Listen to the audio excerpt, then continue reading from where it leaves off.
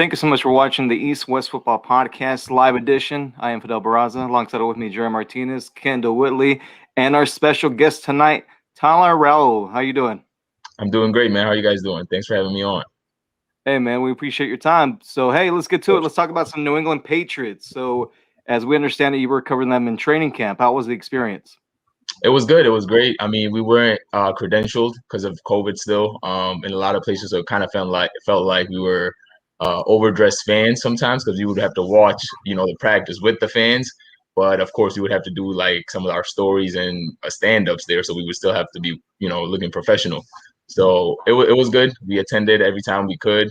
Towards the end, when you get close to the regular season, they kind of just shoo you away anyways because it's like the New England Patriots. You can't cover them throughout the regular season and stuff like that. So it was a really good time. And I mean, it was good because they had some storylines going on at least, like it wasn't just boring old, I don't know. I can't even think of an NFL team right now that has no storylines, but I feel like New England has some of the best ones as far as quarterback goes, as far as, their defense goes, all the guys coming back, how much money they spent in this off season. So I think it was a good time. It was needed. So, I mean, going on from last year, obviously a very disappointing season for the team. They dealt with some COVID issues, injury issues. They had a big free agency, and also they drafted a quarterback out of Alabama named Mac Jones. Yes, sir. One of our audiences is already asking a question. What's the Sooner question? Cruz, is Mac Jones the real deal? Listen, from what I've seen, like he looks to be the future at least. I don't know if he's gonna start right away because to me, when someone asks me, "Oh, is Matt who's gonna be the starter week one?" I try to get in the head of Bill Belichick, which is not the easiest thing to do, but I'm like, he wants to win right now, and I'm looking at rookie quarterbacks that have come in the league and how much success they've had. I mean, you look at Peyton Manning; he didn't even have a lot of success as far as winning games. So I think is he the real deal? Yeah, he's not done anything so far in training camp or the preseason games to show otherwise. I think he is the real deal. I think he throws some of the most catchable balls. I'll say in the first preseason game, he looked a little nervous maybe because he wasn't really putting the mustard on the ball that he did throughout the second game, and the third game. So I think to answer the question directly, yeah, I think he's the real deal. But I don't know if, unless Cam doesn't really play the way Belichick wants him to, because he might be in the doghouse already a little bit. Yeah. I don't think he's going to be the week one starter. I mean, it's not even. It's we're about 10 days away from opening night, and about a couple weeks out from opening Sunday. So I mean, a lot of things could happen. Of course, playing in the preseason is one thing, and then playing in the regular season is another thing. Let me ask you about maybe a player that stood out to you the most during training camp. I got to go on the defensive side. There's too many guys for me to not mention the defense. I mean, Matt Judon. The first guy that comes to my mind is Matthew Judon. I mean, and the first thing I think of is Bill Belichick spent, on him. He's the highest paid franchise defender ever for the Patriots. Like, they've never spent that kind of money for a defender. So it's like, this is the real deal. And then when you watch the first games, even the last game, I think he just stands out. I think he wears like single digit number now, right? I think he wears like 9 now. So it's like he stands out anyways with those different numbers on the line. But like the dude is special. And I think when training camp began, like the first couple of weeks, it was Adrian Phillips, the safety. I mean, he was making plays right and left every game. They had every practice they had, Jonnu Smith and Hunter Henry. He was kind of just blanketing them throughout practices. And then you got the surefire guys like Devin McCourty. I think J.C. Jackson, like with no Stephon Gilmore throughout camp, he stepped up big time too. I know he got mossed a couple of times here and there in practice, but that happens all the time. But if I had to pick one guy, I would say Matthew Judon. And like as a unit, I would say that defensive line, man. That defensive line is scary, and I think that offensive line, they got some good guys on the offensive line too. They're probably going to be top 3, top 5 in the league. Hey, appreciate it, Tal. Appreciate you joining us tonight. Of course. Hey, I want to ask you about Josh Uche. I've been hearing a lot from him from training camp. Do you think he's ready for that second year jump? I think that, so they have so many guys to me on the defense that are probably going to end up standing out. And even if he doesn't start, I think with Bill Belichick, it's like a situational thing. You got Kyle Van Noy over him probably, who's going to come back and get his role again with the Patriots. And I think he's one of the most like staunch Patriot players. Like when you think of the Patriots defense, you probably, think of Kyle Van Noy in the last couple of years. But I think Josh, he's going to be right there. Josh, and I think they've got Chase Vinovich on the other side. He's another backup. I mean, Christian Barmore, their second round draft pick on the D line, he's going to be good. So I think Josh, the opportunity he's going to be given, I think he'll take advantage of him. But I just don't know how much of him we'll see this year particularly. Do you think N'Keal Harry will make the team? Yo, that's listen. That was like the hot topic, going on. Because so I actually put out this video of N'Keal Harry. I don't know if any of you guys happen to see it. He made this diving catch on the end zone, and I was like right there. I was recording. I had the perfect angle, so I put this tweet out, and it just takes off. It's like N'Keal Harry this, N'Keal Harry that. And from then on, it kind of became like this. Oh, is he gonna get cut? Because they got Christian Wilkerson. They got a couple of the guys there, that he needed to show this year if he's the guy for them, because I think it's 30th, right, in the league, if I'm not wrong. So it's like, make it or break it. I mean, the first 2 years, you haven't really shown us much, almost looking like a tight end out there sometimes. But I think this was the year he was going to make it or break it. Do I think he's going to make the team? Yeah, I think he'll make the team, but I think he's on a very short leash. Like, I don't know if it's going to be hard for him to be top 3 in that wide receiver room this year.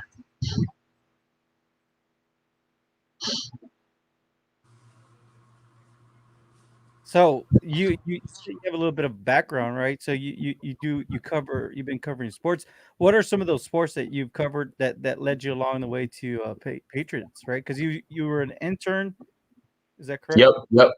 So I was, so full disclosure, I was an intern for the Patriots. And then before that, I was basically getting my master's degree at Syracuse at Newhouse. And over there, I got the opportunity to cover with SI, Sports Illustrated at Syracuse. I got to cover men's basketball, women's basketball. Even like in the beginning of the year, I interviewed some of the commits for football. Was forgetting his name. I think Elijah Fuentes or something like that. He's out of Brooklyn. It was a lot of fun, covering football at that point. But then it kind of became like it was too late and basketball season was coming up almost with classes and everything. So I was able to really focus in on the basketball season. I was able to write articles and do my stuff for that. So I was able to go to Indiana to cover the tournament during COVID, which was really crazy. Always had to wear a mask and everything like that. Not having a lot of, access, because like before this year, maybe last year, it was just like you were still going in locker rooms, right? Like I did not experience that at all. Reporters, media, like we were not able to go anywhere near the locker rooms, anywhere near the players. So everything was on Zoom. I would just kind of write my articles there, get on Zoom conference, see what, Coach Boeheim had to say, see whatever the coaches had to say, see what the players had to say, and then just do my stuff from there. But that was one thing I was looking forward to, like, getting in the locker room and, asking these guys questions in person, but it's not really looking up for that anymore. But yeah, covered Syracuse. And then actually prior to coming to Syracuse, I was in South Africa covering rugby for Rugby 365. That was like a 6-week internship basically. And I was able to go in the office and just learn like a work environment, like just like here, just guys talking about sports, but getting their work done. So that was like my first initial experience of covering a team where you had to like listen to the press conference or go to the press conference and transcribe interviews and really like get out what's important to the fans. Because I think like a lot of times when I see on Twitter and stuff like that, there'll be these big quotes from like, oh, Jim Boeheim said this, or and we get it, like he's a big guy, so you want to put everything out there. But I'm not reading like 3-4 paragraphs on Twitter, so I think it's important to get what's important out there first. And I think that's what I learned a lot over time. But yeah, it was a lot of fun covering those sports at Syracuse because they're pretty predominant there. So before we get back to Patriots ball, I think that the whole subject of being an intern, I think it's just not understood. If anything, can you share what have you learned from all your internships that you've been a part of? Man. What's the biggest takeaway or maybe some advice, right, that you could give or share with our audience as far as, I mean, it's kind of like taking a leap of faith almost, right? On that. Yeah, so I think with an internship, it's almost like you have to take out what's best for you, because when you go to like, let's say, cover the Patriots, like Patriots on a higher level, but even Syracuse, like those guys covering the media there, they're gonna do their job, right? Because they're getting paid for that. So they're not really worried about, yeah, they have an intern, so they're gonna like, be there for them and give them some work. But if you don't ask, or if you don't like be forthcoming, yo, can I do this? Can I do that? And even that was hard for us just because we're not, again, I'm gonna keep saying this is annoying, but we're not credentialed. So it was just tough. Yeah. But still, still we were able to go and just do what we can and take advantage of our surroundings. So I think that's really important. Like one piece of advice that I would give anyone that's listening to this is, there's always room to grow. When you go to a university like Syracuse and Newhouse, this is university where a lot of these guys come out of, Mike Tirico, and I can go on and on, but a lot of these guys come out of there. So it's like, you're in a place to learn. One thing I like saying is each one teach one. So like when I was there, I mean, I can name every professor there that I've learned something from. And to this day, I kind of hold, I hold that very close to me. And a lot of the students, like the kid that I went there with, he was awesome.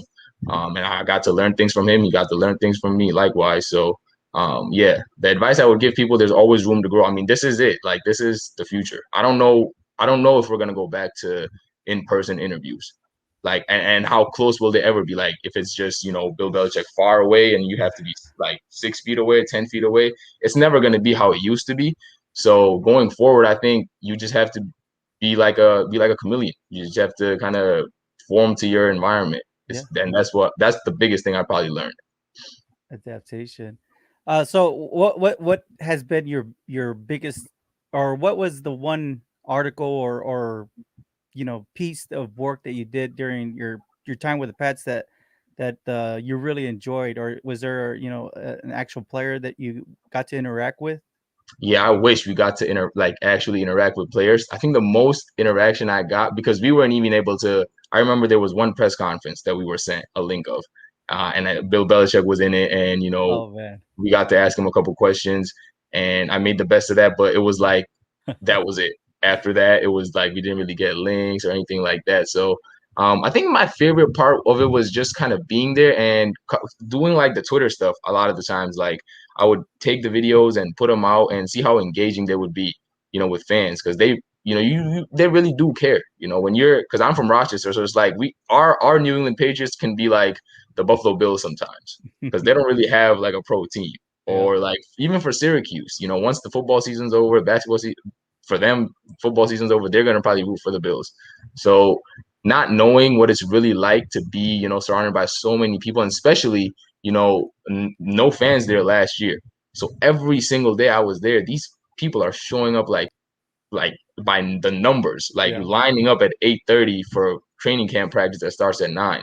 And every day it was full, no matter if it was raining, if it was hot, which it was every single day, it was so hot, but we got through it. So I think taking some of the videos and doing a lot of the stand-ups that we would do after practice, kind of doing like a week in review or a day in review.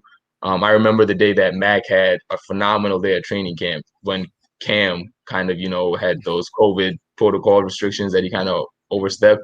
And so Cam was out. So now the big story was, how is, Mac going to adjust to this? Is he going to take advantage of this?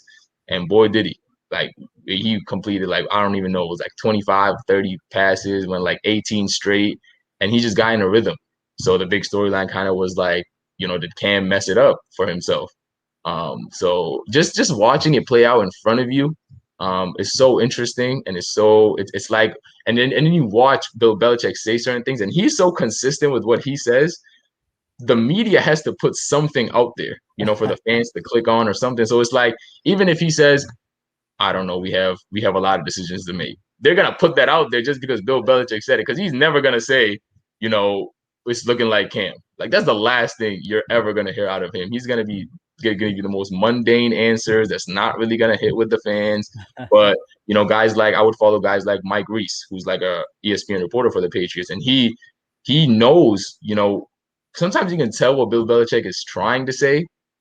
Without, you gotta kind of just read into it, maybe watch the tone of his voice, because his words aren't gonna do anything. Like, so he's something that you can learn is like, if you are experienced enough with that person, I guess you kind of know where he's headed with that. So I don't know exactly who he thought the week one starter would be, but like just watching his press conferences over like on YouTube even sometimes, I got the idea that I still believe Cam will be like the number one starter, because coming out of like the COVID stuff, I think the way Belichick kind of put it was a misunderstanding. So I don't know, and maybe he just said that to the media. Maybe he's in his doghouse. I don't know, like, because we've seen that with players before. Like, I always think of Jonas Gray when he like ran for 4 touchdowns and had like 200 yards rushing, and you just never heard of him after that. It was like, what happened to him? And he was in Bill Belichick's doghouse. So there's always that possibility. But yeah, otherwise, I just don't. Yeah, I don't think so. We got a question on board, so maybe you can help us out with that question. I believe it's from our fantasy guru, Isaac Diro. Yeah, I was looking like now that Sonny's gone. Yeah, I think he was a big reason why they shipped him away. Like, I remember watching the first game in the fourth quarter. They had that little HB toss out to him, and he just took it the distance. And I remember just tweeting out in all caps just his name, because I just liked the dude from Oklahoma. Like, I knew him a little bit, and I was like, okay, I'm hyped. You know, he's drafted by the Patriots. Let's do this. And then like watching him consistently, like the second game he had a touchdown. The third game, you know, he played I'm all right. And then, so I think he's part of the reason why they let Sonny Michel go. I mean, you really think about it, they got guys for everything in the backfield. Everything. They got a guy that can just run it at you in Damian Harris, like a running back one. They got a guy that can come out of the backfield on third downs in James White and just catch all those passes. And they got a guy now in Ramondre Steven and JJ Taylor. But both those guys can run it out of the backfield, and JJ Taylor can also catch it out of the backfield. So, I mean, I think his outlook is looking good. Now, as far as like, I don't know if this person was asking for fantasy, I probably wouldn't draft anyone from the Patriots for fantasy. I don't know if that would. I just don't know, because there's so many mouths to feed. I don't know how you can do it, but I think his outlook's looking good. Don't tell me that. I just drafted Damian Harris and well, that's the one guy I think. That's the one guy I think if you were to draft anyone, he would be the one. And I mean, I don't know when you drafted him. I mean, I hope not. No, it was probably like, I think 6th, 7th round. I think I got. Oh yeah, like, you know what? He has that potential. So yeah, but, no doubt. I plan on starting him. So just to kind of get it back on both subjects, like, right? I guess Patriots football, and it'll be my last question. If you could just summarize the energy of camp, and if you could just give us the best summary. It was surreal. It was surreal. I think a lot of it was because like fans were not there last year, because like, I mean, I wasn't there last year, but I think it was just, and Cam. I think Cam being there every time he would be out there, you know, he would be, and it was like this propaganda I feel like that was going on, that everybody wants Mac to start, and then every time Cam came out, it was a cheer, the loudest cheer, especially before the COVID stuff happened. Every single time, it was Cam Newton that had the loudest cheer in practice for like probably the first 2 weeks. And of course, so did Mac. Mac had one of the loudest cheers, you know, because you'd see the red jerseys coming out of the tunnel, and that's when you get the full crowd going. But yeah, it was this propaganda that, you know, no one wants Cam to start and this and that. It was more like a national story. But I think Patriots fans, like, as a Patriots fan, you want them to, you know, do good. You want whoever's out there to do good, because you want them to win. Of course, the future is Mac. But if right now, you know, that's who can help you win week to week right now. And I think that's how we know Bill Belichick works. I think Cam's the best guy to do that. But I think the energy was just, and I think you even saw a lot of guys tweet out, you know, this feels like football with fans back. And that means something, you know, like especially in football, you're out there hitting people, man. Like, you're not just going through the motions or anything. You really got to be up and awake. And I think with the fans, it helps with the energy so much. You know, maybe not as much in training camp, just because you're kind of just going through the motions. But I think in real games, especially with a packed house, I think that's really important. So I think the energy was phenomenal. I mean, I salute to all those Patriots fans, man. Like, being out there in the sun and the rain, I think that was the biggest thing. That's what I took away from it. It was just fun. Talha, appreciate your time, man. Of course. Thank you, guys. And real quick, just one last question for you. What are your expectations for the 2021 New England Patriots? Oh, listen, I think they'll finish second, and I think they could sneak into the playoffs. I think they'll get 10 wins. I had them like at 9 to 11, so I think they'll win 10 to 11 games. And I still think the Bills are probably going to win the division. I just think like that division has some great coaching. Like, you can look from Sean McDermott to Bill Belichick to Brian Flores. Like, it's great. And so I know a lot of people have the Dolphins over the Patriots, but call me biased if you have to, but no, I'm not. I'm not being biased. I honestly do think they'll win 10 and get in and sneak into the playoffs. Don't know if they'll win the division. I think they'll need the defense to be top 5, and I think they will be to make the playoffs. And that running game probably also the same thing. And then as long as the quarterbacks can make, some plays to get out of and not turn the ball over. I think that's what the biggest key is. If one last question, if Mac does get in, at what point during the season do you think? So you think it's before Tom Brady come to town in week 4 or after? Listen, I think in the first 2 games, if Cam Newton doesn't perform, it's done. And once you put Mac in, unless he gets hurt, I don't think Cam can come in. There's no way. Like at that point, if Cam is out, he's done. Now you gotta just throw Mac to the wolves and see how he does. And I think they'll probably give 2 to 3 games max. Because at this point of his career, Cam Newton, you gotta just perform. And you're in a place, you're on a 1-year contract, you're on a short leash, you got the franchise guy behind you.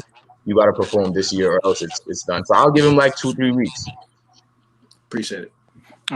All right, Talha, thank you so much for joining us. For our viewers and listeners, where can they follow you on social media?